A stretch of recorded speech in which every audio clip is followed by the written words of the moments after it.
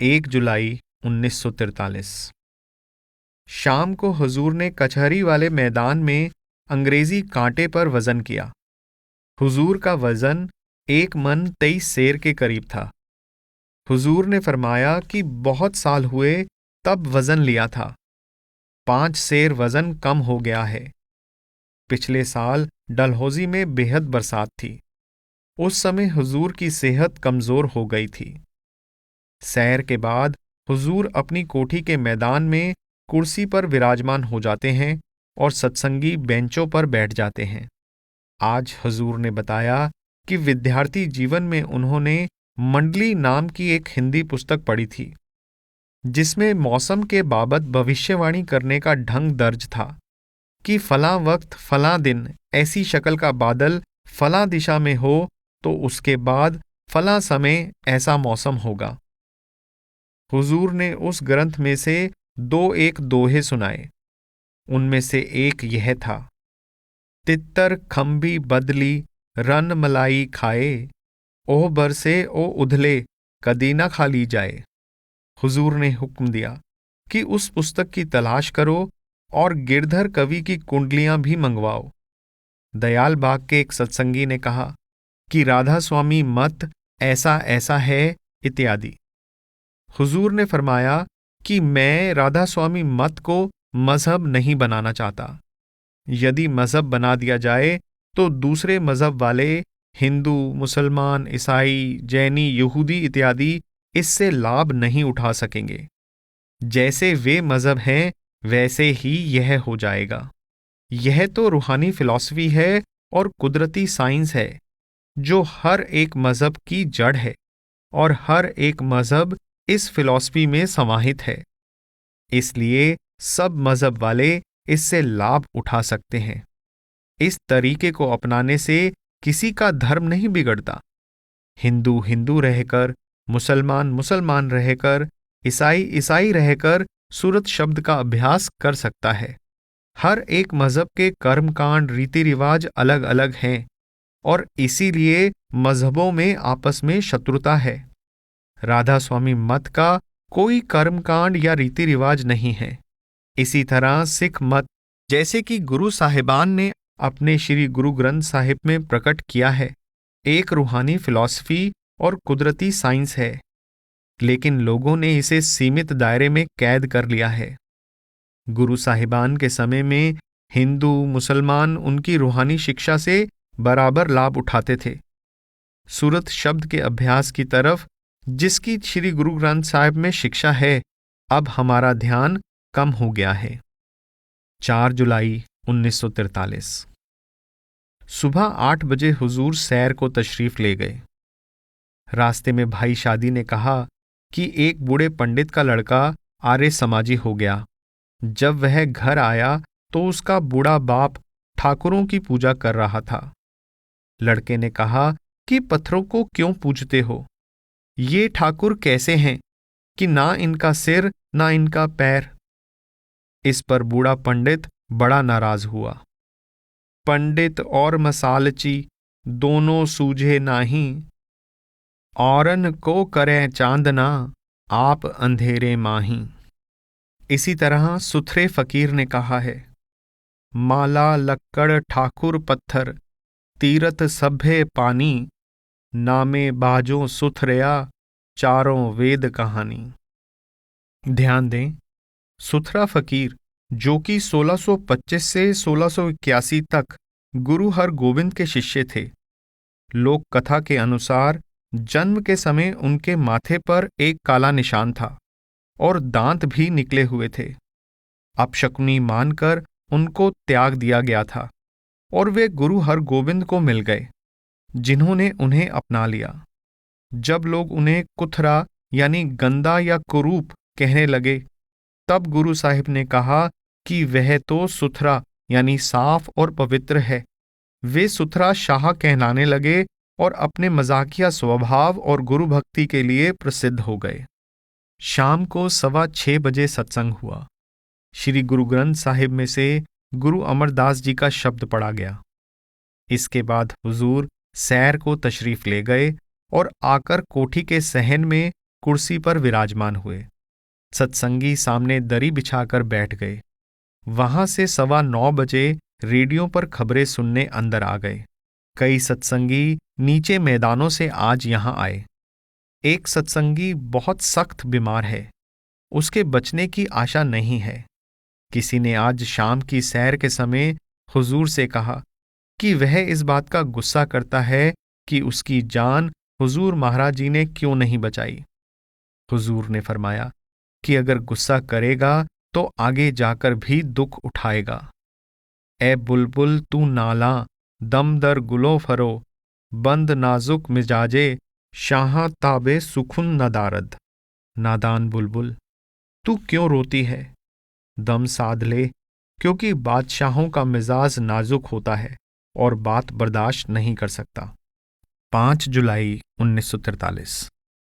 सुबह हुजूर रोज की तरह सैर को नहीं गए। फरमाया कि सुस्ती सी मालूम होती है।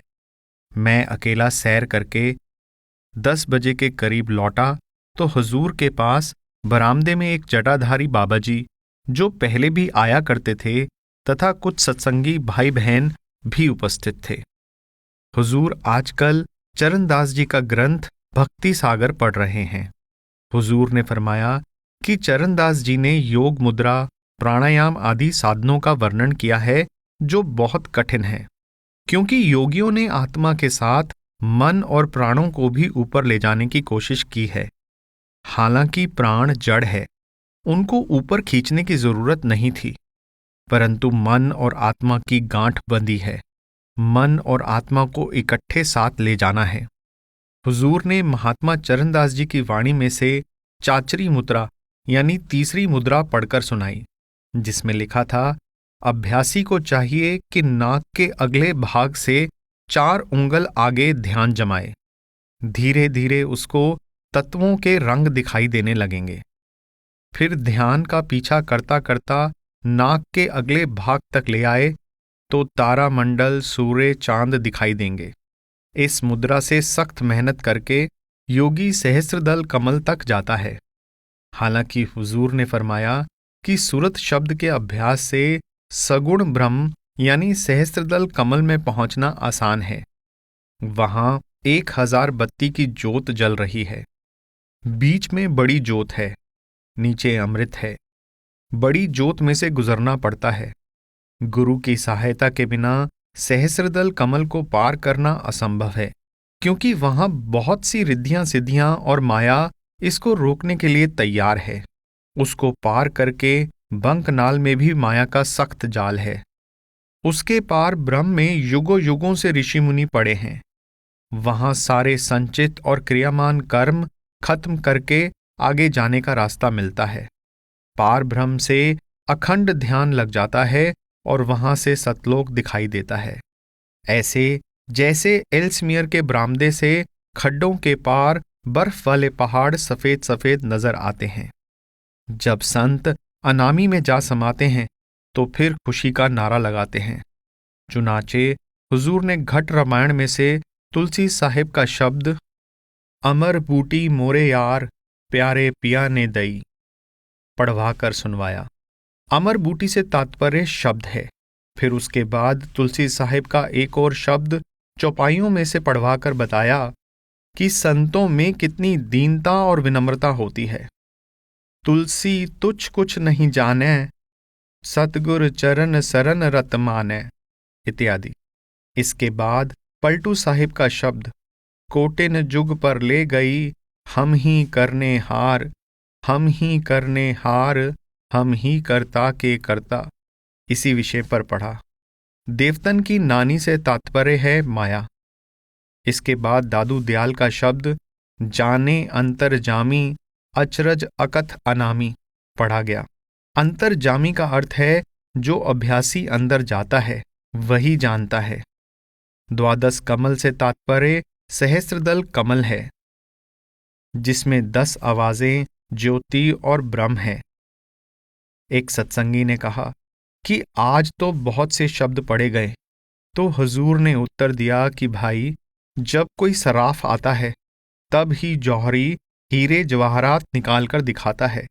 खद्दर के ग्राहक को मखमल कौन दिखाता है? बाबा जी की तरफ इशारा था। शाम को श्री गुरु ग्रंथ साहिब में से बिखे बन फीखा त्याग री सखिए नाम महारस पियो पढ़ा गया। शब्द में जो रस है वह दुनिया के किसी पदार्थ में नहीं। इस बात को सुनना आसान है पर विश्वास कर पाना मुश्किल। जिसे विश्वास हो गया वह सच्चा परमार्थी बन गया। इसके बाद सैर में एक सिख सज्जन भी शामिल हो गए। हुजूर रास्ते में फरमाने लगे कि अभी तो सिख कौम देश के मामलों में लगी है। जब सत्संग फैलेगा तो उनकी आंखें खुलेंगी और वे देख सकेंगे कि श्री गुरु ग्रंथ साहिब की फिलॉसफी कितनी ऊंची है।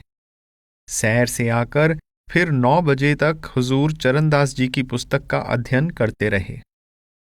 7 जुलाई 1943 शाम के 7 बजे महात्मा चरणदास जी की वाणी में से शील का अंग लिया गया। उनके अनुसार शील बाकी सब सद्गुणों की जननी है। ब्रह्मचर्य के बिना न जप, न तप, न यज्ञ और न ही दान फल देते हैं। इंद्रियों का दमन करना भजन अभ्यास की बाढ़ है। जब बाढ़ ही ना रही तो खेती उजड़ जाएगी। ब्रह्मचर्य हर आयु में लाभदायक है। यदि जवानी में रखा जाए तो अक्सीर है, परंतु बड़ा मुश्किल है। ध्यान दें, अक्सीर यानी अत्यंत गुणकारी यानी अचूक औषधि। सत्संग के समाप्त होने पर एक क्लर्क ने, जो एबटाबाद से आया था, प्रार्थना की कि हुजूर, मुझको बाकी क्लर्कों ने दुश्मनी करके लड़ाई में समुद्र पार भिजवाने का हुक्म करवा दिया है और मैं जल्दी ही जजीरा साइप्रस को जाने वाला हूं। हुजूर ने फरमाया कि जरूर जाओ, डरो मत। लड़ाई में जाओगे तो शायद तरक्की का मौका मिल जाए। और यह कहावत भी है कि कुबड़े को लात मारी, गुन आ गई। मौत का वक्त निश्चित है। उस वक्त चाहे कहीं भी हो, मौत नहीं टल सकती। महाराजा रणजीत सिंह के समय में एक सिख ने, जो जिला हजारा में पठानों के साथ लड़ाई करने गया था, ज्योतिषी से पूछा कि मेरी मौत कहाँ आएगी। ज्योतिषी ने कहा कि समुद्र में। वह हजारा में एक नाले के पास जख्मी हो गया और बचने की आशा ना रही। उसने साथियों से पूछा, इस नाले का क्या नाम है? वह बोले, समुद्र। बस मर गया। सैर में हुजूर ने एक भैंस को देखकर फरमाया कि भैंस बहुत जल्दी मनुष्य से प्यार करने लग जाती है। भाई शादी ने कहा कि हुजूर, आपका काला घोड़ा सिरसा में जब आप उस पर से उतरते थे तो आपके पीछे पीछे जाया करता था। जब आप धीरे धीरे चलते, वह धीरे धीरे चलता। हुजूर ने जवाब दिया कि कई बार ऐसा भी हुआ है कि सवार लड़ाई में मारा गया, परंतु घोड़ा वहीं उसके पास खड़ा रहा। आगे जाकर एक खेत को देखकर फरमाया कि सांगली में ज्वार चरी हर मौसम में बो देते हैं। एक खेत से ज्वार काट रहे हैं, दूसरे में बो रहे हैं। जब बारिश हो, ज्वार बो देते हैं। वहां की ज्वार लेसदार होती है, इसलिए उसकी रोटी पतली भी पक जाती है। वैसे पहाड़ की मक्की भी लेसदार होती है, इसलिए उसका आटा ठंडे पानी से गूंद लेते हैं। पहाड़ पर गेहूं 8-10 माह में पकता है। सर्दी में बो देते हैं, ऊपर से बर्फ पड़ जाती है। जब बर्फ पिघल जाती है तो गेहूं के पौधे जमीन से फूट फूट कर निकल आते हैं। 9 जुलाई 1943 सुबह धुंध ज्यादा थी, कपड़े भीग रहे थे, इसलिए कोई भी सैर को नहीं जा सका। 11 बजे के करीब एक जैनी साधु मुंह पर पट्टी बांधे हुजूर से मिलने आया। ये लोग दरी या मूंज के फर्श पर नहीं बैठते, अतः इस महात्मा के लिए 2 छोटे छोटे लकड़ी के फट्टे मंगवाकर उनको विराजमान करवाया गया। उनकी बातों से मालूम होता था कि वे पहले से हुजूर को जानते हैं। बोली वागड़ या दिल्ली के आसपास की है। हुजूर डाक सुनते रहे, महात्मा बैठे रहे। अजीज रघुवीर ने कभी भी मुंह पर पट्टी वाला साधु नहीं देखा था। वह बड़े ध्यान से देखता और मुझसे पूछता कि यह कौन है। मैं कहता चुप, फिर तशरीफ लाएंगे। शाम को महात्मा चरणदास जी की वाणी में से भक्तों की महिमा और भक्तों के लक्षण पढ़े गए। हुजूर ने फरमाया कि साधु ऐसे होते हैं, 8 गांठ को पिन के, साधु न माने शंक, नाम अमल माता रहे, गिने इंद्र को रंक। फिर कहा कि पोठोहार के इलाके का एक निहंग पोहू सिंह कहा करता था कि तड़के उठकर भजन करने वाला बिच्छू होता है, कभी डंक भी मार देता है। एक जटाधारी साधु, जिसका पहले भी जिक्र आ चुका है, हुजूर के सामने कुर्सी पर बैठा वाणी सुन रहा था। कहने लगा कि कहावत है, भगवान की बांधी तो उसके भक्त छुड़ा देते हैं, परंतु भक्तों की बांधी भगवान भी नहीं छुड़ाता। इस पर हुजूर ने गुरु अर्जन साहिब का किस्सा सुनाया कि एक बार गुरु साहिब लाहौर में संगत के साथ भाई बुद्धू जी के घर खाना खाने तशरीफ ले गए। ध्यान दें, भाई बुद्धू भाई साधु मेहता, जो भाई बुद्धू के नाम से जाने जाते थे, गुरु अर्जन देव जी के एक निष्ठावान शिष्य थे।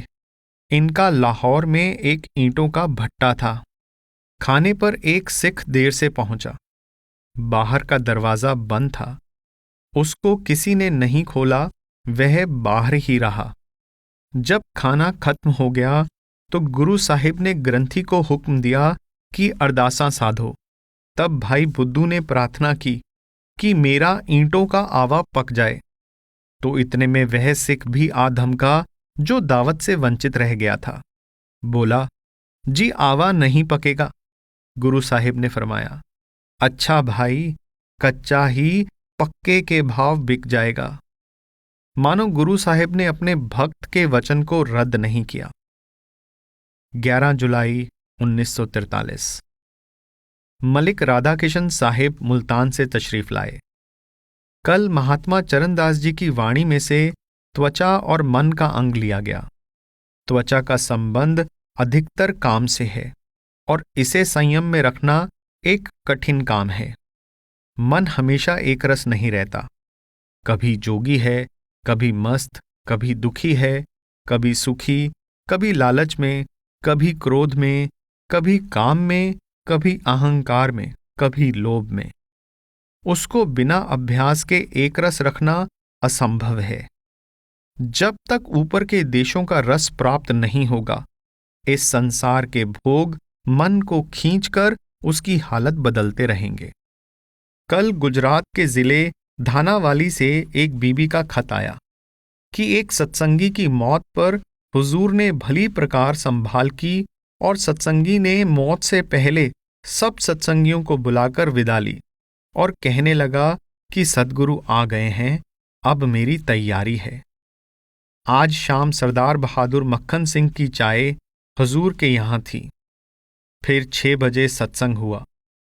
श्री गुरु ग्रंथ साहिब में से बिख बोहथा ला दिया, दिया समुंद मंझार का शब्द और हजूरी वाणी में से धन्य धन्य धन धन्य प्यारे, क्या कहूं महिमा शब्द की पढ़े गए। दोनों शब्दों का मतलब नाम अर्थात धुनात्मक नाम पर जोर देना है, जिसका श्री गुरु ग्रंथ साहिब में और संतों की दूसरी वाणियों में भी शब्द कहकर वर्णन किया गया है। वही जटाधारी महात्मा भी सत्संग में आए हुए थे। फरमाया कि फकीर 4 प्रकार के होते हैं, रेख, भेख, देख और लेट, अर्थात पहले वे जिनके भाग्य में धुरधाम जाना लिखा होता है, दूसरे उदासी, सन्यासी इत्यादि साधु, तीसरे वे जो गृहस्थ आश्रम को छोड़कर दर दर मांगने लग जाएं, एक दरवाजा छोड़कर 100 दरवाजे देखें, चौथे वे जो खा पीकर लेट जाते हैं। हुजूर सत्संग के बाद सैर, सैर के बाद 9 बजे रेडियो की खबरें सुनते हैं। हुजूर ने फरमाया कि दुख सुख कहिए मित्र पास, रोग वैद्य के पास, दुश्मन पास गरजिए, तीनों आए रास। 13 जुलाई 1943 आज कबीर साहिब की साखी संग्रह में से सत्संग की महिमा का शब्द पढ़ा गया। जैसे नदी नालों का गंदा पानी गंगा से मिलकर गंगा जल बन जाता है, उसी तरह अच्छी संगति का अच्छा असर होता है। शेख सईदी ने फरमाया है, गिले खुशबुए दर हमाम रोजे, रसीद अज दस्ते महबूबे बदस्तम, बदू गुफ्तम की मुश्की या अबीरी, की अजबुए दिला वेजे तू मस्तम, बगुफ्ता मन गिले ना चीज बूदम, व लेकिन मुद्दते बागुल निशस्तम, जमाले हम नशी दर मन असर करद, वगरना मन हमा खाकम की हस्तम। एक दिन स्नानालय में सुगंधित मिट्टी का टुकड़ा मेरे प्रियतम के हाथों से मेरे हाथ में आया। मैंने उससे पूछा कि तू अंबर है या कोई और इत्र, क्योंकि तेरी मनमोहक सुगंधी से मैं मस्त हुआ जाता हूं।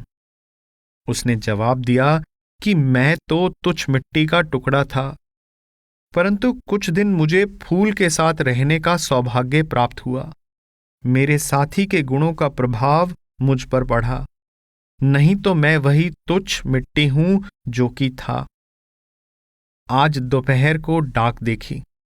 उसके बाद शाम को 6 बजे गुरु रामदास जी का शब्द, हर कियां कथा कहानियां गुरुमीत सुनाया, पढ़ा गया। हुजूर ने फरमाया कि आत्मा मृत्यु के समय शरीर से स्वयं नहीं निकल सकती, या तो उसको यमदूत निकालते हैं या सद्गुरु। जटाधारी बाबा जी सत्संग में मौजूद थे। पूछने लगे कि मौत के समय अक्सर लोगों की या तो आंखों से पानी आता है या दस्त निकल जाता है, इसका क्या कारण है? हुजूर ने जवाब दिया कि जब रूह को काल कब्जे में लेता है तो डर के मारे कुछ लोगों के दस्त निकल जाते हैं, कुछ के आंसू। काल त्रिलोकीनाथ अथवा तीनों लोकों का मालिक है। जगत चबेना काल का, कुछ मुख में कुछ गोद। सैर के बाद हुजूर सहन में कुर्सी पर बैठ गए। गीता की चर्चा चल पड़ी कि हिंदुओं में गीता की बहुत महिमा है। हुजूर ने फरमाया कि गीता जो कहती है कि दोनों आंखों के बीच में देखो, उस पर अमल कोई नहीं करता। ध्यान की 5 मुद्राएं भूचरी, खेचरी, चाचरी, गोचरी इत्यादि हैं। इनमें से तीसरी मुद्रा अर्थात चाचरी सबसे बेहतरीन है और चरणदास जी के ग्रंथ में से चाचरी मुद्रा का हाल निकलवाकर पढ़वाया कि इस तरह ध्यान जमाने से तत्वों के रंग, तारा, सूर्य इत्यादि नजर आ जाते हैं। यही आरंभ में संतमत का भी तरीका है। 15 जुलाई 1943। आजकल डलहौजी एजेंसी वाले सरदार साहिब मक्खन सिंह जी हुजूर से अक्सर मिलते रहते हैं। सैर करते हुए भी उनसे मुलाकात हो जाती है। बड़े उदारचित्त पुरुष हैं। कल शाम सैर करते हुए मिल गए। हुजूर को और हुजूर के सत्संगियों को अपने घर चाय के लिए बुलाया। बड़ी जिद की। अंत में हुजूर को मानना पड़ा। 20-22 तारीख के करीब उनके निवास स्थान पर चाय के लिए जाना होगा। आज शाम को वह सत्संग में तशरीफ लाए और लुधियाना के एक सरदार साहिब और जैन मत के एक पूज्य महात्मा जी भी आए, जिनका जिक्र पहले आ चुका है। हुजूर ने श्री गुरु ग्रंथ साहिब में से 2 शब्द काया कामण अत सुहालियो और रामा रम रामो सुन मन पीजे पढ़कर खूब व्याख्या की कि सब कुछ इंसान की काया में ही है, बल्कि सारी सृष्टि और स्वयं परमात्मा भी इंसान के अंदर मिलेगा। यह श्री गुरु ग्रंथ साहिब का मूल सिद्धांत है। आज सुबह सैर करते हुए एक सरदार साहिब अपनी दुनियावी बातें करते रहे। जब चले गए तो एक सत्संगी ने शिकायत की कि देखो, इन्होंने सिवाय दुनियावी बातों के कोई रूहानी बात नहीं की। हुजूर साहिब ने फरमाया कि यह सच है, परंतु उसको फायदा तो हो गया। कल शाम हुजूरी वाणी में से 12 मासा, मास आषाढ़ और सावन पढ़े गए। सावन माह में सत्संगी और गैर सत्संगी की मौत में अंतर बताया गया है कि सत्संगी मौत के समय गुरु के साथ जाते हैं और गैर सत्संगी यमदूतों के हाथों दुख उठाते हैं। आषाढ़ माह में स्वामी जी महाराज ने वर्णन किया है कि जब जवान आदमी की शादी हो जाती है तो वह औरत के प्यार में माँ बाप को भूल जाता है। हुजूर ने फरमाया, पीर पैसा रन गुर, जिधर आखे उधर तुर। 16 जुलाई 1943। आज संक्रांति थी। शाम को 6 बजे श्री गुरु ग्रंथ साहिब में से 12 माह गुरु अर्जन देव जी का पाठ पढ़ा गया। डलहौजी से सरदार बहादुर और कुछ सिख भाई आए हुए थे। हुजूर ने खूब विस्तार से व्याख्या की और फिर एक रानी साहिबा और सरदार बहादुर साहिब हुजूर से उनके ड्राइंग रूम में रात के 9 बजे तक बातचीत करते रहे और हुजूर को 18 जुलाई रविवार के 5 बजे सारी संगत के साथ अपने मकान पर सत्संग करने के लिए आमंत्रित कर गए। 17 जुलाई 1943। श्री गुरु ग्रंथ साहिब में से राग मारू महला दूसरा, जग जीवन साचा एको दाता, तथा हुजूर स्वामी जी महाराज की वाणी में से गुरु क्यों ना संहार तेरा नर्तन बीता भरम में लिए गए। इसके बाद बारिश के कारण हुजूर सैर को 8:15 बजे तशरीफ ले गए। आकर खबरें सुनी। 18 जुलाई 1943। आज शाम को 5:15 बजे हुजूर एल्समियर से सरदार बहादुर मक्खन सिंह की कोठी पर तशरीफ ले गए। सारी संगत वहां पहुंच गई थी और भी लोग बुलाए गए थे। लाहौर हाईकोर्ट के जज सरदार तेजा सिंह और दीवान बहादुर माधोराम चंबे वाले इत्यादि। पहले तो शब्द कीर्तन रागियों ने किया। 2 हारमोनियम वाले, 1 सारंगी वाला और 1 तबले वाला। पहले तो श्री गुरु ग्रंथ साहिब में से सुन सखिए मेरी नींद भली, मैं आपनड़ा पिर मिलिया, ब्रह्म खोयो सांत सहज स्वामी, परगास भया कौल खिलिया गाया। फिर रागियों के लीडर गद्य में व्याख्या करने लगे। पहले एकादशी के व्रत और करवा चौथ के व्रत के बारे में चर्चा की। बेशक सच्ची एकादशी हरि नाम की धुन जो अंतर में हो रही है उसको सुनना ही है। उसके बाद मोहन कर आओ करो जोदरिया सुनाया। फिर कोई आण मिलावे मेरा प्रीतम प्यारा, हों तिस पे आप विचाई, शब्द की 2-3 कड़ियां गाई। बीच में गुरु गोरखनाथ और उसके शिष्यों झंगड़नाथ वगैरह का गुरु नानक साहिब से संवाद छेड़ दिया।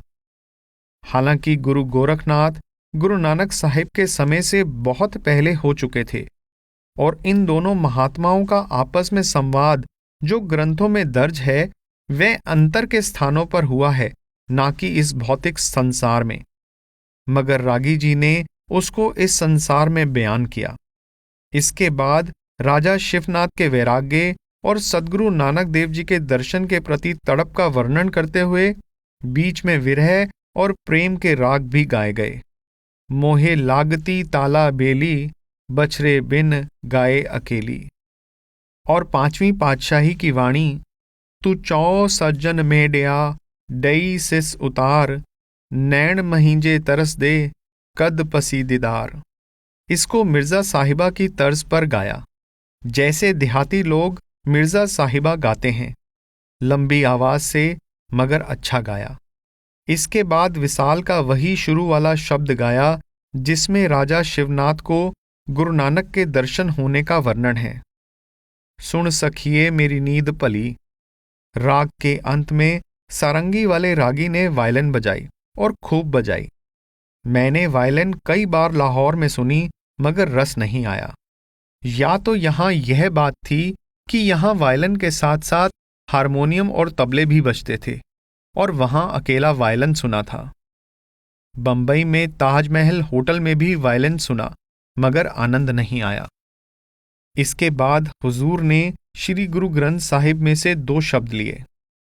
इस गुफा में अखुट भंडारा, तिस विच वसै हर अलख अपारा। और पाठ पढ़ियो और वेद विचारियो, निवल भुअंगम सादे। और शब्द धुन की खूब व्याख्या की। और गुरु की जरूरत का वर्णन किया। इंसान सारी सृष्टि में उत्तम हस्ती है। इसके लिए अपने से निचले जीव जंतु जैसे गाय, गरुड़, सांप, तुलसी, पीपल इत्यादि पूजना बड़ी मूर्खता है और हानिकारक है, क्योंकि जो जिसको पूजेगा उसी का रूप हो जाएगा। जहां आसा तहां बासा। उसके बाद बताया कि इंसान दूसरे इंसान को पूजे तो क्यों पूजे, जब सब इंसान बराबर हैं। मगर जो इंसान अपना पर्दा अंतर में खोलकर कुल मालिक से मिल चुका हो, वह सब इंसानों से उत्तम है। वही हमारा आंतरिक पर्दा खोलकर हमें परमात्मा से मिला सकता है। फारसी लेखकों मौलाना रूम, शम्स तबरेज की उक्तियों का हवाला दिया। दूसरे शब्दों में हुजूर ने बताया कि कर्म धर्म से जीव की मुक्ति नहीं होती। सात संगत और आंतरिक शब्द धुन के सिवाय मुक्ति का और कोई साधन बिल्कुल नहीं है। सत्संग के बाद सरदार बहादुर मक्खन सिंह जी के होनहार साहिबजादों ने फिल्म दिखाई। पहले तो चंबा की रावी नदी के निकलने के स्थान, मणि महेश के सफर के नज़ारे दिखाए। चंबा से परे रावी नदी का पानी साफ सुथरा और चमकदार दिखाई देता है, और रावी के ऊपर 2-3 जगह रस्सियों के पुल हैं। आगे जाकर 2 नाले मिलकर रावी नदी बन जाती है, और कई छोटी छोटी नदियां भी आ मिलती हैं। कई झरने भी दिखाए। मणि महेश से आगे कैलाश पर्वत 19,000 फुट की ऊंचाई पर है, उसका रास्ता भी दिखाया। 10,000 फुट की ऊंचाई से ऊपर वृक्ष नहीं थे, केवल घास वाली चट्टानें थी, मगर कुछ स्थान मनोहर और सुंदर थे। कमल के फूल बड़े बड़े लाल रंग के इस तरह लगे हुए थे कि जमीन नजर नहीं आ रही थी, मानो लाल फूलों की क्यारियां थी। कैलाश से 20 मील इधर शिवजी के 2 मंदिर हैं, जो 1200 साल पहले के बने हुए हैं। वहां शिवजी महाराज का नंदी बैल धातु का बना हुआ मंदिर के आगे खड़ा दिखाई देता है। भेड़ें बकरियां चरती दिखाई देती हैं। एक पुजारी मंदिर के दरवाजे के बाहर खड़ा घड़ियाल बजा रहा है। वहां सब सुनसान मालूम होता है, कोई आबादी दिखाई नहीं देती। बर्फ के बड़े बड़े पहाड़ यानी ग्लेशियर या काली चट्टानें सर्दी से जली हुई दिखाई देती हैं। कैलाश के नीचे एक साफ सुथरी चमकदार झील है, जिसको मानसरोवर कहते हैं, और जहां साधु महात्मा स्नान करने जाते हैं। लेकिन बड़ी सर्दी है, क्योंकि जो लोग वहां चलते फिरते नजर आए, उन सब ने ऊनी लबादे, ऊनी पायजामे, टोपे पहने हुए थे। लबादे यानी ढीला ढाला ऊनी चोगा। मणि महेश के परे रहने वाले गद्दियों की भी फिल्म देखी। गद्दियों यानी उत्तरी भारत में गडरियों का एक भ्रमणशील कबीला, जहां गद्दी आदमी और औरतें अपने अद्भुत पहनावे में दिखाई दिए। लड़कियों, औरतों और आदमियों की कमर में काली ऊनी डोरी लिपटी हुई थी। उन्होंने लंबे लंबे ऊनी कोट पहने हुए थे। पास भेड़ें चर रही थी। इसके बाद लड़ाई की फिल्म दिखाई गई। हवाई जहाजों का हवा में उड़ना, उनके द्वारा शहर डेंजिग पर बम बरसाना, पोलैंड और जर्मनी की हद और लड़ाई के शुरू में हदबंदी, डेंजिग शहर के पास समुद्र में पोलैंड वालों का किला, जिस पर 7 दिन तक जर्मनी हवाई जहाज बमबारी करते रहे, तारपीडो का जहाज में लगना और जहाज का फटना, सब दिखाया। रात के 11 बजे हम सब वहां से वापस चले आए। 19 जुलाई 1943। आज बारिश का जोर रहा। शाम को 6:15 बजे श्री गुरु ग्रंथ साहिब में से मारू राग का शब्द जह देखा तह दीन दयाला पढ़ा गया, जिसका संक्षेप में मतलब यह है कि जब तक अपने अंतर में उस परमात्मा को ना देख लें, हमारा बाहर का यह कहना बेकार है कि परमात्मा सर्वव्यापक है। जिसको अंतर में परमात्मा के दर्शन हुए हों, वही कह सकता है कि यद्यपि परमात्मा सब जगह है और हर एक इंसान के अंदर युक्ति से उपस्थित है, फिर भी मनुष्य जन्मता मरता है, परमात्मा उसके अंदर होता हुआ भी उससे अलग है। फिर सवाल पैदा हुआ कि परमात्मा है क्या? जवाब, वह निर्मल ज्योति जो सब जीव जंतुओं को जीवन देने वाली है। वह शब्द अथवा अनहद शब्द है, यानी आत्मा उसको सुन सकती है। सबद रसाल रसन रस रसना। रसाल का अर्थ है मीठा। शब्द ऐसा स्वादिष्ट है कि उसके स्वाद को जबान बयान नहीं कर सकती, या यूं कहो कि वह सब रसों से मीठा रस है। उसका रस लेना चाहिए। आगे चलकर शब्द को और खोलकर बताया गया है कि 5 शब्द मनुष्य के अंतर में बजते हैं। चतुर्दश हाट दीवे दुई साखी। 14 मंडल हैं जिनमें सूर्य और चांद दीपक की तरह हैं। सेवक पंच नाही बिख चाखी। जो 5 शब्द का अभ्यास करता है वह सांसारिक भोगों की तरफ नहीं जाता। 20 जुलाई 1943। आज सावन की पंचमी थी। शाम को सत्संग के बाद हलवे का प्रसाद बांटा गया और सत्संग में तुलसी साहिब के रत्न सागर में से मरने के समय सूरत कैसे खिंचती है पढ़ा गया। जिस रास्ते से रूह आती है उसी रास्ते से वापस जाती है। रूह सतलोक निज धाम से आकर 10वें द्वार पार ब्रह्म में उतरी।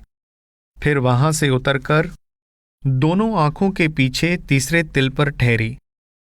रूह सूर्य की तरह है। तीसरे तिल से रूह की किरणें नाभि से टकराकर सारे शरीर में फैलती हैं और सारे शरीर को जीवन देती हैं। उन किरणों के 5 सूक्ष्म तत्वों पर पड़ने से प्राण बनते हैं। जैसे शाम को सूर्य छिपने के समय सब जीव जंतु घर की तरफ मुंह करते हैं, वैसे ही जब रूह शरीर को छोड़ने लगती है तो हर एक चीज अपने असल में मिलना चाहती है। प्राण तत्व इत्यादि सब भागने लगते हैं, क्योंकि सब रूह के आश्रय शरीर में ठहरे होते हैं। तुलसी साहिब ने उसके लिए पतंग उड़ाने वाले का उदाहरण दिया है कि जैसे खेलते समय पतंग उड़ाने वाला डोर दे देकर पतंग को बढ़ाता है और पतंग बहुत ऊंची उड़ जाती है, उसी तरह रूह, मन और प्राण जिंदा शरीर में खूब तन तन कर रोम रोम में फैले हुए हैं।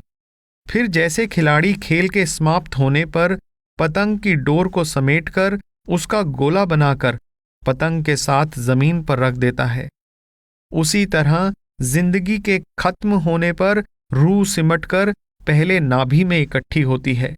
उस समय नाड़ी यानी नब्ज छूटने लगती है, फिर सिमटते सिमटते तालू में आ जाती है तो शरीर से बेसुध हो जाती है और उस समय बहुत घबराहट होती है। तालू से तात्पर्य वह स्थान है जहां दोनों आंखों, दोनों कानों, मुंह और नाक के छिद्र अंतर में मिलते हैं।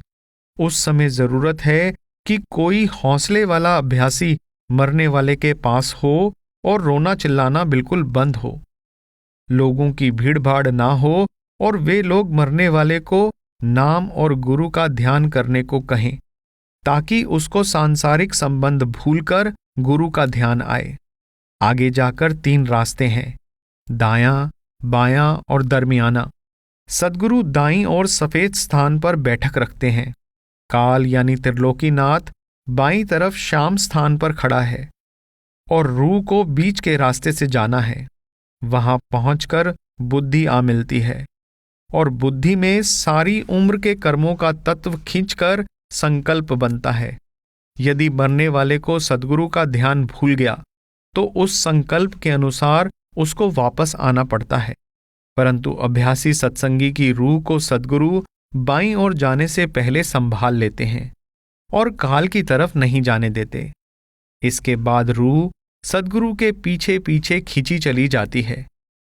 हुजूर ने फरमाया कि वह दृश्य देखने लायक होता है जब सद्गुरु रूह को खींचे लिए जाते हैं।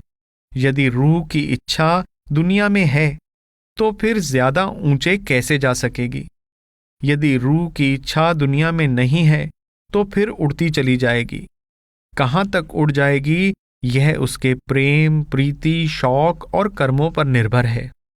सैर करते हुए हुजूर ने फरमाया कि जो लोग आत्महत्या करते हैं वे जरूर सीधे नरक में जाते हैं। यदि पूरा गुरु नहीं मिला तो वह शिष्य को काल के जाल से बाहर नहीं ले जा सकता। अपने स्थान तक जहां उसकी अपनी रसाई है, मरने के समय सेवक की रूह को ले जाएगा। अंत में दोनों वापस आएंगे और फिर जन्म मरण में आ जाएंगे। 21 जुलाई 1943। हुजूर ने बाकी का प्रसंग तुलसी साहिब के रत्न सागर से समाप्त किया। अपने सेवक हृदय के प्रश्न पर हुजूर साहिब ने फरमाया कि जीव ब्रह्म का अंश नहीं है जैसे कि साधारणता माना जाता है, बल्कि जीव सतनाम का अंश है। हाँ, सतनाम ने इसको ब्रह्म के हवाले कर दिया है। ब्रह्म के पास केवल 3 कार्य हैं: सृष्टि को पैदा करना, पालना और फिर मारना। इस ब्रह्म को कोई खुदा कहता है, कोई परमेश्वर, त्रिलोकीनाथ, कोई भगवान, परंतु किसी को दयाल, सतनाम और सतपुरुष का पता नहीं, क्योंकि ब्रह्म या काल या त्रिलोकीनाथ नहीं चाहता कि जीवों को उसका पता चले। यदि पता चल गया तो जीव उसके देश को छोड़कर सतलोक में चले जाएंगे, उसका देश सूना पड़ जाएगा। इसलिए सतनाम के जो अवतार हैं और जिनको संत कहते हैं, उनका मिशन ब्रह्म के 10 अवतारों के मिशन से बिल्कुल अलग है। संत इस संसार से रूहों को ले जाने के लिए आते हैं और अवतार इस दुनिया की मर्यादा, रस्मों, नियमों तथा प्रबंध को ठीक करने आते हैं, जिससे इस संसार के जीव खुशी से यहां आबाद रहें। इसके बाद तुलसी साहिब जी फरमाते हैं कि बुद्धि तन में रहती है और हर बुद्धि कर्म सारणी है, यानी कर्मानुसार बनती है। जिसके पिछले जन्मों के जैसे संस्कार हैं वैसी ही उसकी बुद्धि है। जीव बुद्धि के अधीन है। मौत के समय बुद्धि घबराहट में समाप्त हो जाती है। जब रूह सिमटकर आकाश में जाती है तो काल उस पर बुद्धि छोड़ देता है। कई लोगों का अनुभव होगा कि किसी समय जब हम सोए हुए अचानक जागते हैं तो पता नहीं लगता कि हम कहाँ हैं और क्या समय है। ऐसा क्यों है? रूह पहले जागी, बुद्धि पीछे रह गई, स्मरण शक्ति खो गई। फिर धीरे धीरे बुद्धि जागती है, तब सब याद आने लगता है। आदमी को पता लगता जाता है कि मैं कहाँ हूं। ऐसा ही होता है जब रूह मरने के बाद आकाश में जाती है। जब रूह को बुद्धि मिलती है तो साथ ही इस जन्म के कर्मों का प्रभाव आ जाता है और उसके अनुसार मरने वाले में संकल्प यानी इच्छा पैदा होती है। यदि उसको बाल बच्चों का मोह है तो उसको विचार आता है कि चलूं, मेरे बाल बच्चे तो रोते होंगे, उनके पास जाऊं। परिणाम यह है कि मरकर फिर वहीं पर दूसरे रूप में जन्म ले लेता है। मानो आशा तृष्णा के वश में होकर बुद्धि मलिन हुई, यानी सांसारिक संकल्प पैदा हो गया। मौत के बाद अंतर में अंधेरा होता है और अंधेरे में रास्ता नहीं मिलता। काल अष्टदल कमल की पंखुड़ी में से आवाज देता है कि इधर आ जाओ। रूह उधर जाती है तो सीधी काल के मुंह में। वह उसे चबा डालता है तो डर के मारे आंसू निकल आते हैं। घर वाले पास बैठे होते हैं, परंतु वह वापस आकर कुछ बता नहीं सकता। इस डर से केवल संत ही बचा सकते हैं। इसी विषय पर मौलाना रूम ने अपनी मसनवी में लिखा है, बांगे गुला हस्त बांगे आशना, आशनाए कुकशद सुए फना, बांग मिदारत की हाँ ए कारवां, सुए मन आयद निक राहो निशां। अर्थात काल के आदमियों की आवाज दोस्त की आवाज जैसी है। ऐसा दोस्त जो मौत की तरफ खींचता है। वह पुकारता है, खबरदार ए गाफिल, मेरी तरफ आओ, यही रास्ता और मंजिल की निशानी है। इसके बाद उसको खींचते हुए नरक में ले जाते हैं। बहुत सारे नरकों में से 3 नरक तुलसी साहिब ने वर्णन किए हैं। अगन खंभ यानी अग्नि खंभ नरक, कुंभी नरक यानी कुंभी पाक नरक, अघोर यानी रौरव नरक। इन नरकों में लोग कल्पों तक पड़े रहते हैं। कल्प की गिनती चौकड़ी युगों में होती है। वहां से संत ही निकालते हैं, या जब सजा की मियाद खत्म हो जाती है तो उसके कर्मों के अनुसार उसको वृक्ष, कीड़ा मकोड़ा, पक्षी इत्यादि का जन्म दे देते हैं। 24 जुलाई 1943। कल की दावत की तैयारियां हो रही हैं। कल हुजूर का जन्मदिन डलहौजी में मनाया जाएगा, जिसमें करीब 50 मेहमान खास तौर पर बुलाए गए हैं और अन्य सभी सत्संगियों को भोजन दिया जाएगा। आज हुजूरी वाणी में से भादो और आसोज के महीने लिए गए। कल श्री गुरु ग्रंथ साहिब में से जो तुद करना सो कर पाया, पाणे विच को विरला आया, और परसों कबीर साहिब की वाणी में से कर नैनो दीदार महल में प्यारा है पढ़े गए थे। डाक में आजकल 20-25 पत्रों से कम पत्र नहीं आते। मेरा बहुत सा समय पत्रों को लिखने में लग जाता है। आज हुजूर को 1 घंटा केवल डाक सुनने में लगा। सत्संग के बाद हुजूर सैर को तशरीफ ले गए और रास्ते में किसी ने कहा कि यहाँ के मंदिर की मूर्ति 1000 रुपए की आएगी। हुजूर ने फरमाया, पाहन केरी पूतरी, मूरत धर धंधा रचा, पाहन का जगदीस, मोल लिया बोले नहीं, खोटा बिस्वा 20। हुजूर मूर्ति पूजा के विरुद्ध हैं। फरमाया कि 6 शास्त्रों में से किसी में भी मूर्ति पूजा का आदेश नहीं। 6 शास्त्र फिलॉसफी के ग्रंथ हैं। फरमाया कि संत महात्माओं की एक घड़ी की संगति 100 साल की मन बुद्धि की पूजा से अच्छी है, क्योंकि यदि रास्ता पूर्व को है और वह पश्चिम को दौड़ता है तो जितना दौड़ेगा उतना ही मंजिल से दूर होता जाएगा। यदि सीधे रास्ते पर कदम कदम भी चलेगा तो कभी ना कभी पहुंच ही जाएगा। किसी सत्संगी ने कहा कि मैं नाम लेने से पहले हर रोज 2-2.5 घंटे दरवाजा बंद करके मूर्ति पूजा किया करता था। हुजूर ने उत्तर दिया कि यह नाम मिलना उसी सद्भावना का फल है। 25 जुलाई 1943। आज हुजूर का जन्मदिन डलहौजी में मनाया गया। पहले तो सूर्य खूब तेज से चमक रहा था, परंतु फिर 10-11 बजे के करीब बारिश शुरू हो गई। इसलिए अंदर बरामदे में संगत के लिए भोजन का प्रबंध किया गया। 12:30 बजे दोपहर तक संगत को भोजन कराने का कार्य निपट गया था। उनके अलावा डलहौजी के 100 के करीब कुली आ गए। उनको भी भोजन दिया गया। इतने में जो मेहमान बुलाए गए थे वे आने शुरू हो गए। उनकी संख्या 50 के करीब थी। 3 जगह उनके खाने का प्रबंध किया गया। एक मेरे दफ्तर में, दूसरा हुजूर के भोजन के कमरे में, तीसरा बड़ा प्रबंध कोठी के बाहर बरामदे में किया गया। मेहमानों में लाहौर हाईकोर्ट के जज सरदार बहादुर तेजा सिंह, सरदार मक्खन सिंह और दीवान बहादुर माधोराम चंबा निवासी भी शामिल थे। भोजन बड़ा स्वादिष्ट था। भोजन के बाद अंगूर और कलमी आम भी थे। सब मेहमान प्रसन्न होकर हुजूर से आज्ञा लेकर शाम के 3 बजे विदा हो गए। इसके बाद 6 बजे शाम को सत्संग शुरू हुआ। श्री गुरु ग्रंथ साहिब में से जग जीवन साचा एको दाता, गुर सेवा ते सबद पछाता लिया गया। हुजूर ने फरमाया कि गुरु नानक साहिब का मत सुरत शब्द अभ्यास का था और यही हुजूर राधा स्वामी दयाल का मत था।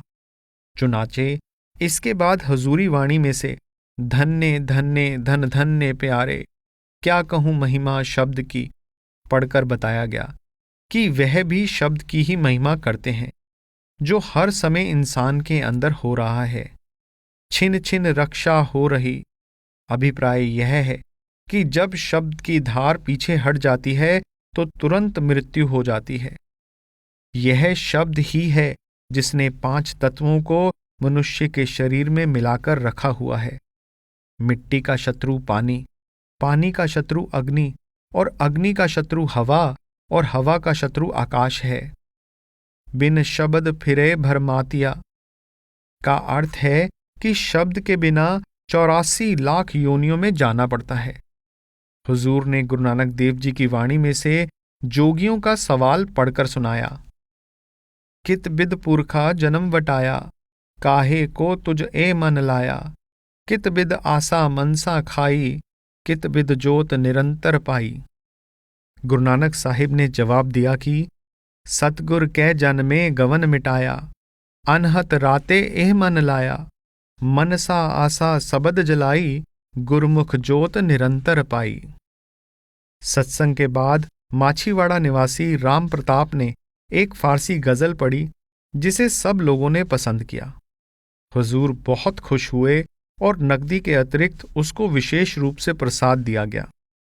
उसके बाद सैर को तशरीफ ले गए। रास्ते में फरमाया कि नानक गुर न चेतनी, मन आपने सुचेत। छुट्टे तिल बुआड़ ज्यों, सुन्ने अंदर खेत। बुआड़ तिल वह पौधा है जिसमें फल नहीं आते और जिसको जमींदार खेत में छोड़ देते हैं, काटते नहीं। इसी तरह जो मनुष्य बिना गुरु के अपने मन बुद्धि से भजन सिमरन करता है, उसको कोई लाभ नहीं। वह बुआड़ तिल की भांति है।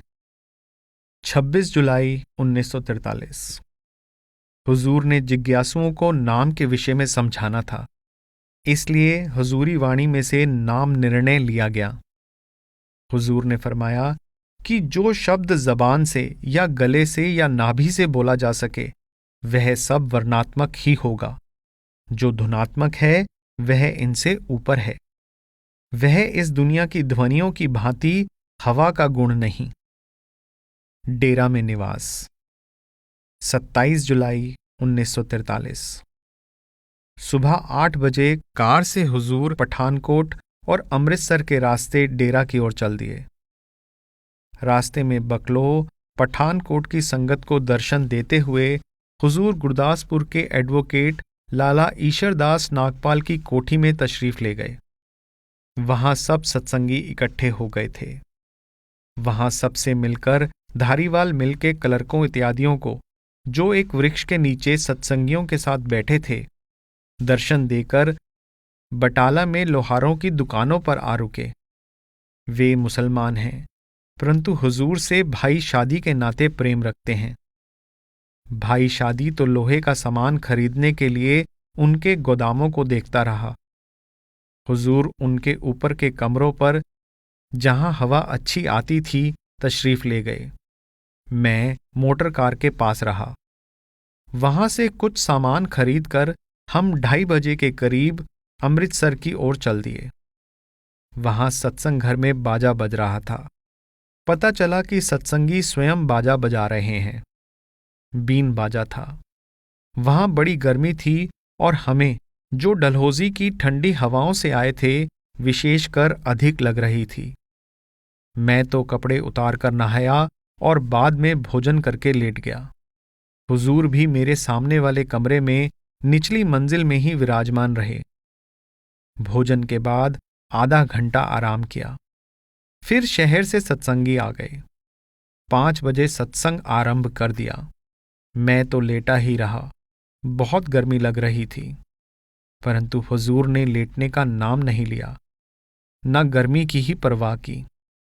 रास्ते में भी मैं और भाई शादी खाते पीते रहे, परंतु हुजूर ने ना तो खाया पिया न अमृतसर आकर आराम किया। इस प्रकार के परिश्रम ने ही हुजूर के सत्संग को वर्तमान प्रतिष्ठा तथा महानता तक पहुंचाया है। हुजूर के परिश्रम का अनजान व्यक्तियों को तो क्या, बहुत से सत्संगियों को भी पता नहीं। वहां 1.5 घंटा सत्संग करके फिर हुजूर सेवा पर बैठ गए। वहां से 8 बजे चले। बड़ी भीड़ भाड़ थी। अमृतसर पर हुजूर की विशेष दया है। डेरा आकर हुजूर राय साहिब के बाग के दालान में पधारे और वहां भी करीब 1 घंटा बातचीत करते रहे। कोई थकावट महसूस ना की। रात के 10 बजे के बाद वहां से गए। 28 जुलाई 1943। सुबह हजूर ने 3 दिन की डाक सुनी। लोग बड़ी संख्या में आ रहे हैं। शाम को श्री गुरु ग्रंथ साहिब में से सूरत देख न भूल गवारा, मिथन मुहारा छूट पसारा शब्द पढ़ा गया।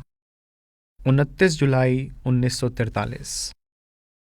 आज सुबह 6 बजे 1 घंटे से अधिक देर तक आंधी चली और बारिश होती रही। सुबह 9:30 बजे के करीब जब बारिश रुक गई तो सत्संग हॉल के अंदर सत्संग आरंभ हुआ। लोग ब्यास रेलवे स्टेशन से पैदल आ रहे थे। बारिश के कारण स्टेशन पर कोई तांगा नहीं था। शब्द था, सद्गुरु का नाम पुकारो। तात्पर्य यह है कि सद्गुरु जो नाम देते हैं उसका सिमरन करो। हुजूर ने फरमाया कि केवल सिमरन से ही सूर्य और चंद्रमंडल पार करके रूह तीसरे तिल पर पहुंच जाती है और बहुत सी सिद्धि शक्ति प्राप्त हो जाती है। सत्संग के बाद बलसराय की रागी पार्टी ने कुछ शब्द सुनाए। डंडौत बंदन अनिक बार, सर्ब कला समरथ, डोलनते राखो प्रभु, नानक दे कर हथ। मोरी ऋण झुण लाया, भैणे सावण आया। फिर हीनड़ी जात मेरी जादम राया, छीपे के जन्म काहे को आया। रागियों की दूसरी पार्टी वड़ाइच गांव से थी। उन्होंने गुरु गरीब निवाज निमानियों के मान, सात धरती भई हरियावली, जिथे मेरा सतगुर बैठा आए। भई प्रापत मानुख देहुरिया, गोबिंद मिलन की ए तेरी बरिया। नाल प्यारे दे नेह लग्गो मेरा, जिथे जाए बहे मेरा सतगुरु, सो थान सुहावा राम राजे पड़ा। अच्छा होता अगर यह लोग श्री गुरु ग्रंथ साहिब के शब्दों को जिस राग में गुरु साहिब ने अलापा है उसी राग में सुनाते, मगर उसके लिए राग विद्या की जानकारी जरूरी है जो इन लोगों में नहीं है। शाम को 5 बजे सत्संग शुरू हुआ। फिर कवि दरबार लगा। भिन्न भिन्न व्यक्तियों ने अपनी अपनी कविताएं सुनाई। उनमें से एक नारोवाल के सरदार साहिब का पंजाबी शब्द बहुत पसंद किया गया क्योंकि उसका स्वर सबको बहुत अच्छा लगा। यह सभा अंधेरा होने से थोड़ी देर पहले खत्म हो गई। 30 जुलाई 1943। शाम को सत्संग में तीसरे गुरु साहिब की वाणी, दुनिया ना सलाहे जो मर वंजसी, लोका ना सलाहे जो मर खाक थी, पढ़ी गई। हुजूर ने फरमाया कि जिज्ञासु को चाहिए कि न दुनिया से प्यार करे न दुनिया वालों से, बल्कि सद्गुरु से प्रेम करे। नहीं तो दुनिया की मोहब्बत से नरक स्वर्ग और आवागमन के चक्कर में पड़ेगा। किसी मरने वाले के सारे काम कभी पूरे नहीं हुए हैं। जो काम अधूरे रह जाते हैं उनका ख्याल लेकर मरने से फिर उनको पूरा करने के लिए जन्म लेना पड़ता है। 31 जुलाई 1943। सुबह 7:30 बजे सत्संग आरंभ हो गया। भादों का महीना हुजूरी पोथी में से पढ़ा गया। दौ का अर्थ है बुखार में जो प्यास और भड़क महसूस होती है। भादों में मलेरिया बुखार का जोर होता है।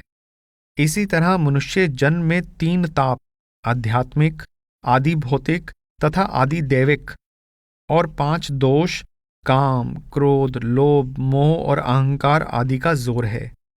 कलयुग कर्म धर्म नहीं कोई, नाम बिना उद्धार न होई।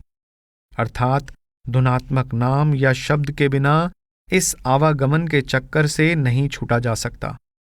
शाम के 6:30 बजे फिर श्री गुरु ग्रंथ साहिब में से चौथे गुरु साहिब की वाणी से हर कियां कथा कहानियां गुरमीत सुनाया लिया गया।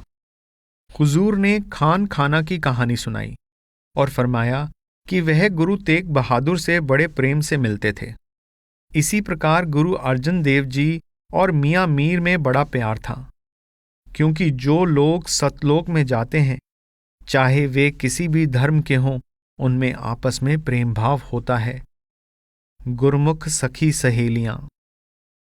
सात संगत की महिमा का वर्णन करते हुए हुजूर ने फरमाया कि एक लाला जी किसी आसामी से कर्जा प्राप्त करने गए। बड़ी कठोरता से कर्जा वसूल किया। इसलिए आसामी ने लाला जी का बिस्तरा गांव से उनके घर तक ले जाने से इनकार कर दिया। एक महात्मा ने लाला जी की घबराहट देखी और कहा कि मैं ले चलता हूं। लाला जी ने पूछा कि क्या मजदूरी लोगे? तो महात्मा ने कहा कि मजदूरी कुछ नहीं लूंगा, केवल यह शर्त है कि या रास्ते में तुम हरि कथा करना, मैं सुनूंगा, या मैं हरि कथा करूंगा, तुम सुनना। लाला जी ने कहा, अच्छा, मैं सुन लूंगा। मन में सोचा कि चलो बिस्तरा तो घर तक पहुंच जाएगा, इसकी बक बक भी सुन लूंगा, क्या हानि है। रास्ते में महात्मा लाला जी को हरि कथा सुनाते रहे। बिस्तरा घर छोड़कर वापस लौट कर आ रहे थे कि फिर विचार आया कि वह भी क्या याद करेगा। फिर लौट गए और लाला जी को कहा कि तुम्हारी मौत 8 दिन में हो जाएगी। तुम्हें यम के दूत धर्मराज की कचहरी में ले जाएंगे। वहां तुम्हारे लेखे में कोई अच्छा काम नहीं निकलेगा, केवल यह 2 घड़ी की हरि कथा ही निकलेगी जो मैंने तुम्हें सुनाई है। तुमसे पूछा जाएगा कि तुम्हें इसका फल पहले लेना है या पहले नरक भोगना है। तुम हरि कथा का फल पहले मांग लेना और कहना कि सूक्ष्म देश में जहां आकर महात्मा भजन करते हैं वहां ले चलो। तब ऐसा ही हुआ। यमदूत धर्मराज की आज्ञा से उसको महात्मा के पास छोड़ आए और यह कह आए कि 2 घड़ी में हम आएंगे, तुम आ जाना।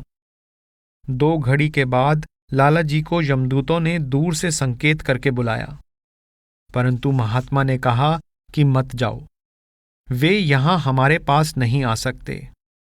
जैसे श्री गुरु ग्रंथ साहिब में फरमाया है, जह साधु को विद भजन कीर्तन नानक नीत, ड़ा हो ड़ा तू ड़ह छूटे निकट न जाइयो दूत।